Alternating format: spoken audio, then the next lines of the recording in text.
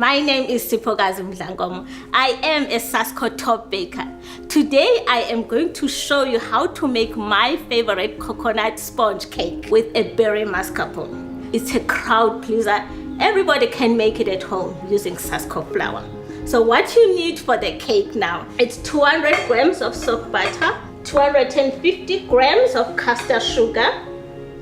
Then you beat this up until it's nice and fluffy. You just pause and scrub everything. You need a plain bowl. Then crack one egg at a time. Then you put it in. You just pause and using my spatula, scrape from the sides. The following step now is to measure your dry ingredients. You must always sieve your dry ingredients.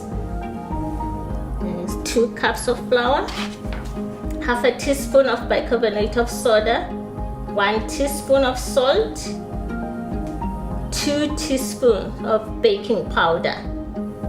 So now the next step, we're gonna add the sour cream and some lemon juice. You must use your hand to avoid getting the pips of the lemon in your batter. So now I'm just gonna beat this for like a few seconds just to mix it.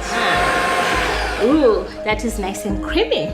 So the next step now is to mix your dry ingredients with your wet ingredients.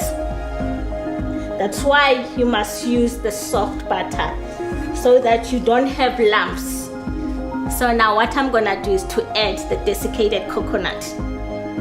It's light, it's fluffy, it's airy because of the dry ingredients that you've sifted before.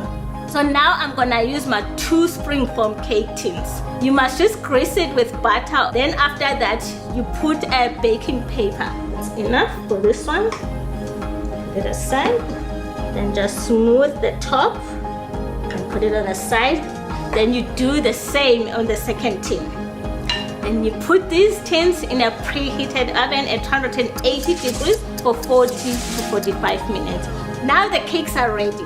All you need is 2 tabs of mascarpone cheese and 1 teaspoon of vanilla essence. Now for the cream cheese icing, what you need is 50 grams of butter, tab of cream cheese. Then you mix these 2 together up until they are nice and creamy. Then you add in your icing sugar and you mix up until there are no lumps. You need to work for this. So you want this consistency, smooth and creamy. The next step is the layering of the cake. What you need to do is to cut your cakes in halves. I've already done that.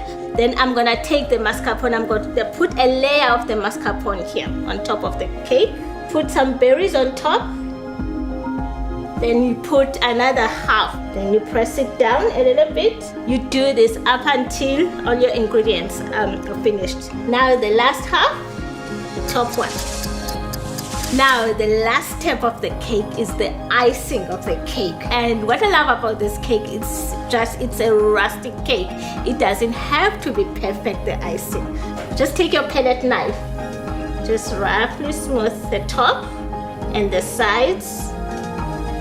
And now we're gonna put the berries on top. If you love fruit, this is the chance for you to put lots of it. With some fresh mint.